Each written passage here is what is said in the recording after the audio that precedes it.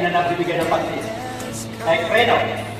Isa, napapalitan lang yung fluid pag natira yung cylinder. Diba? Yung fluid, ito, hindi napapalitan. Regularly po pinapalitan din po yun. Brake fluid. Yung mga ganun. Okay? Pag-usapan natin yan. And pang-apat, recognize the importance of safety driving. Ito mga reminders lang ito. Mga nakakalimot, yung mga dapat gawin for the success. Identify the 3 good points for safety driving. Doon po nakakala. 3 good points ng safety driving. Wala. Nakakala. So kasi, ngayon, di ba? Kunting kikitan, nagbubunutan ng kuwala. Kunting kikitan, nagbubunutan ka sa kalsada. Mga ganon. So part ng safety. Pagiging defensive driving, diba? Yun yun eh, defensive driving is being safe.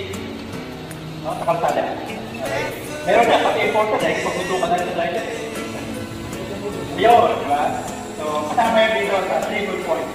And that, really possible to treat by 2 different driving scenarios. So, the last part, papakita mo ng mga scenario ng kalsada. Then, i-identify natin ano yung mga points na makikita natin na pwede mangyari